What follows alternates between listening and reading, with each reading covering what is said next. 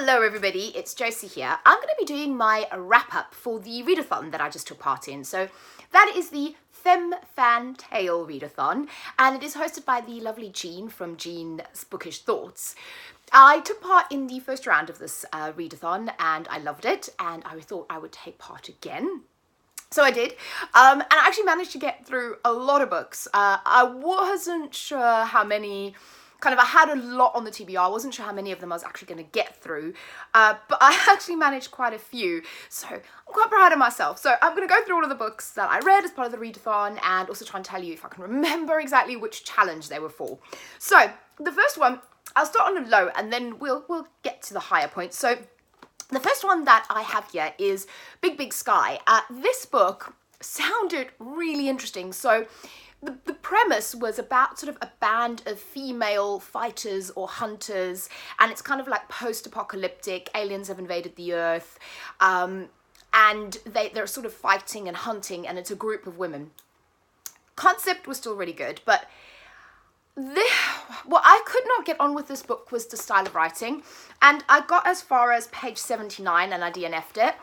And part of me, I will pick this up again because I like the premise of the story so much, but the way the author's chosen to write, particularly the dialogue sequences, and there are a lot of dialogue sequences in this book, are in a weird kind of regional, odd mixture, dialecty type thing. I'm not entirely sure. I think what she was going for was sort of, you know, in a dystopian universe, if Earth had been invaded for many, many years, how these people would communicate with each other, and it wouldn't be like in the pure English that we speak now. I think that's kind of what she was going for, but I found it really irritating. I didn't like it. It drove me a little nuts. So yeah, I got to 79 and I was like, I just can't do this anymore. I can't read it. Like I said, I will pick this up again, probably, because I did like it. I like the premise of it. Also, you've got wonderful queer characters, and there was a cool thing in the beginning where one of the characters, it feels like she's almost shifting gender as well, which was really interesting. I love anything like that. I love that idea. But it was just the language of the writing style that I could not get on with. So maybe I just need to try and just work through that issue for myself. But the premise is really cool. The execution of the writing style just didn't do it for me. Then the next one, so this is kind of in lowest to highest. So the next one I read, and this was by no means low, but the next one I read was Octavia E. Butler's Kindred. And I really like this. What I would say, and I have said that all the books I'm reading from now on for the next year are going to be queer content books. I don't know why I got this wrong. I thought this was queer content in here, but I subsequently realized that I think it's in White is for Witching, which is Octavia E. Butler's other book that is on my TBR, has queer content. This one doesn't. So if you're looking for queer content, this book doesn't. However, what this book does have is a diversity representation and this incredibly interesting premise of a woman. She's in the 1970s, so 1979, I think, and she's being drawn back in time to one of her ancestors, but to the slave era. And I will say, trigger warnings, certainly I found some of the scenes really difficult to read. There is obviously a lot of just horrendous racist references in the time she goes back to. There is violence, there is sexual assault. So I really, those scenes were really difficult to read, but important because this is very much the reality of what these women's lives would have been like back then. And I mean, this book is fantastic. It deals with those issues, obviously its own voices as well, which is really good. And I like that element of time travel, that kind of fantasy element. I think someone once said, I remember hearing a review on this, and someone saying that, I don't know if you can hear that, but that is actually a police car going past, sorry. So someone once said that the kind of the magical time travel element of it was never explained, and that bothered them. They're right, it wasn't explained, it didn't bother me. I don't think it took away from the essence of the story. It's very well written, it's very good. I gave this 4 stars out of 5. I think it's a very important read. The next one I read was this one over here, and that's Ursula K. Le Guin's The Left Hand of Darkness. This is another kind of sci-fi feminist classic, I would say. So it's about a scientist that goes to, and the scientist is human, and he goes to this planet to kind of study the planet and study the inhabitants. And this planet, the inhabitants are essentially almost like gender neutral. They can switch between genders in phases of their lives. So when they switch to quote unquote traditional female gender, they bear children. And then they can switch back to he and she, and the pronouns switch, and it's really, really interesting. I love that premise. There's kind of an adventure element in it as well, because they're going through this planet. It's like a frozen planet, it's winter, it's really atmospheric. This it probably wasn't the sort of the height and the heat of summer, probably wasn't the best time to read it. I would actually say this is a great one to read in winter, because it really evokes that kind of cold feeling, but it's very good. I loved all the kind of the gender discussion. I was doing this because I thought I had actually put a post-it in, but apparently I didn't. It's fallen out. But this was just really interesting, kind of the discussions around gender, and how gender is viewed, and also that the human who is fixed in one gender is kind of viewed as weird, which is kind of cool. So I love this. Again, 4-star read. I will say this was a great readathon, apart from the DNF, but other than that, it was a fantastic readathon. Sorry, I was going to tell you what the challenge is for. So this is for a book published post 2000. Kindred is for a BAME author. Big Sky, I think I was going to use that for a standalone or possibly a YA novel, but I've got a different YA novel, so to make up for the one I DNF'd. Then the next one is this one over here, Jeanette Winterson, The Daylight Gate. This I think I was going to do as adult or standalone as well. This was really interesting. So I've read a lot of Jeanette Winterson, and I've just found another one in the secondhand shop. I will just put that out there. I love it. Somebody in this area seems to send all their Jeanette Winterson books to secondhand shops, which is great for me. But anyway, and this one was bought in a secondhand shop.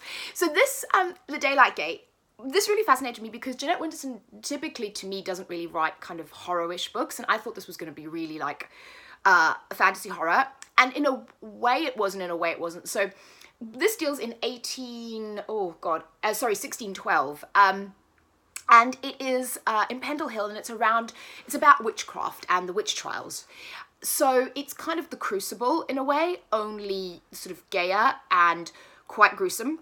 So you've got this landowner that, I think her name is Alice, if I'm not mistaken. Yeah, Alice. And she has this, so she's a woman, she owns this land, she's wealthy, she's independently wealthy. She reminded me a little bit of Gentleman Jack. And she has this family called Demdike living on her land that are kind of accused and suspected of witchcraft, and you have the local magistrates, and they're persecuting people. There's women in jail for witchcraft. There is, because Alice is a wealthy woman and she associates with these people, she is also accused of witchcraft, and there is a wonderful, fantastical, crazy element that happens that I'm not going to tell you because it's going to totally ruin the book. I loved it. There is so queer rep in this book. Alice has a relationship with another woman. She also has a relationship with a man. So I would say that Alice is essentially bisexual, but the relationship with the woman is kind of the central key one, I would say. So that's the rep in here, and obviously Jeanette Winterson own voices for queer author. And it has some quite gruesome bits in it, so if you can't take anything kind of gory descriptions, maybe not the best, but if you can, it is fantastic. Again, this would make a great November, October Halloween read. I think it's really good. Again, 4 stars, 4 and a bit maybe, but yeah, 4 stars for that one.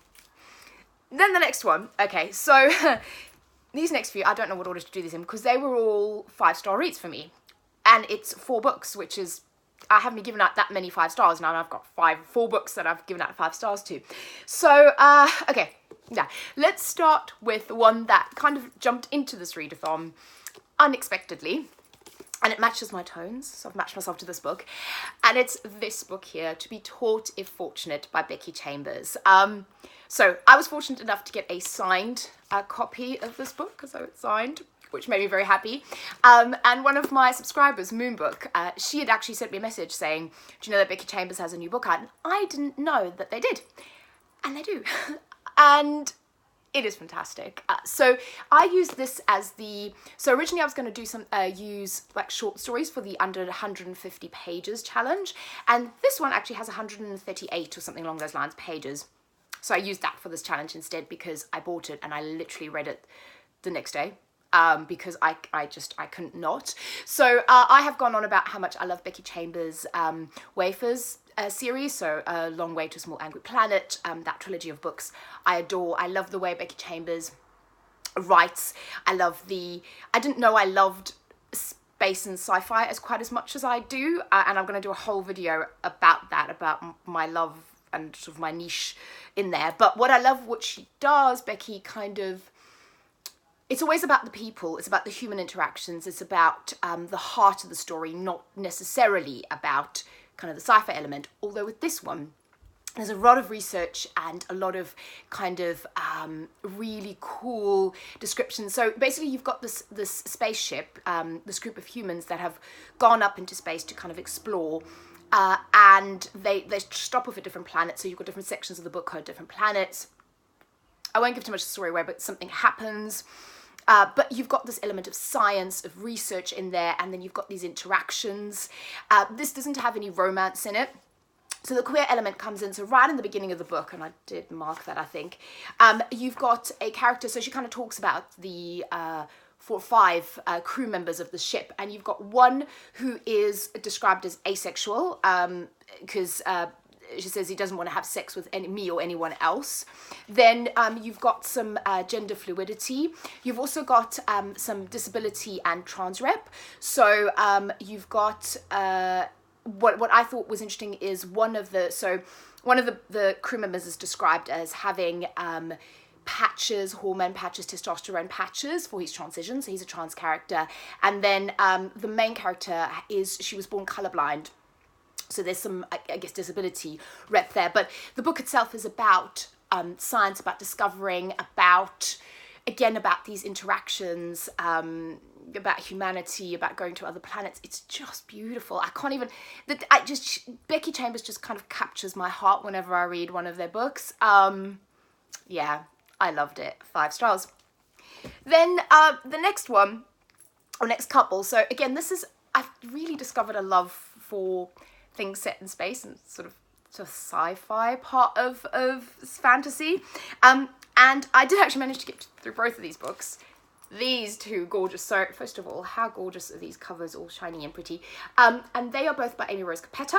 So the first book is Entangled and the second book is Unmade.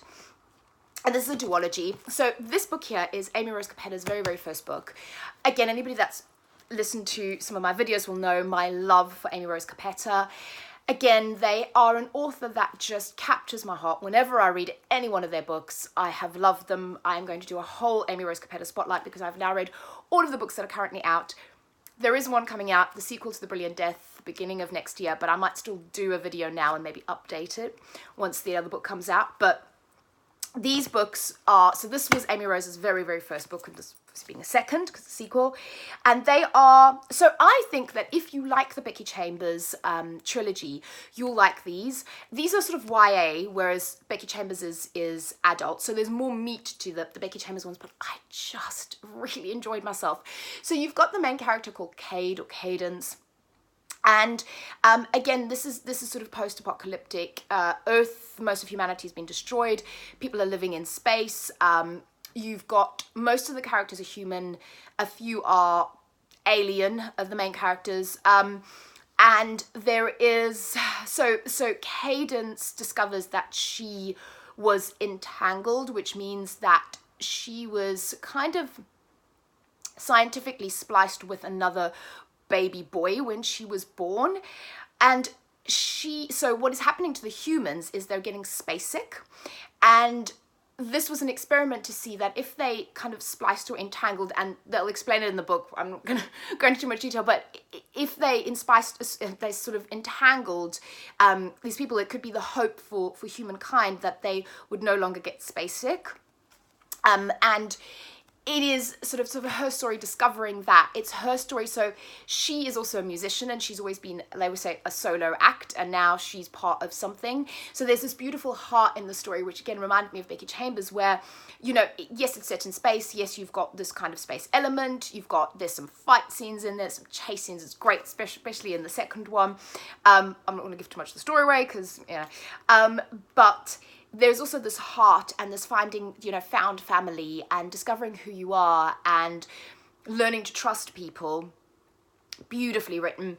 The queer rep being its own voices, but also in the first book, so the main character, Cade, her love and interest is it's actually a man, although he is an alien. But there is the other character in the book, and there is a gorgeous female-female romance. Now, it kind of, you can sort of see it a little bit coming. So you can see the romance a little bit coming in this book, but there isn't a romance element in this book. So if you don't like romance elements in your fantasy and your sci-fi, you'll like that. In this one, it comes to a head. But very, very early on in this book as well, Lee does say so Lee's, the other main female character, says to Cadence, you know, so what do you like? You know, boys or girls? And sort of Cadence is a bit like, oh, I'm not sure, I don't know yet, which is cool. And then also Lee's like, oh, I like both, I'm bisexual. So there is that discussion very early on, which again, I quite like if you're looking for queer rep. And then the female-female romance, so this is really sweet. But it's definitely not a central tenet of the book at all. It's more about the family, the friendship, the kind of, the action, a lot of which happens in there. I enjoyed it. I flew through these. I love them. I love anything Amy Rose Capetta writes, and I will always give 5 stars.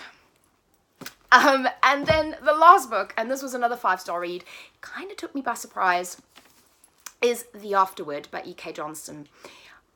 I thought I would like this book. So I read a book a while ago called Bloody Rose, which was about a band of kind of fighters led by a woman, lots of women in it, and I kind of loved that idea.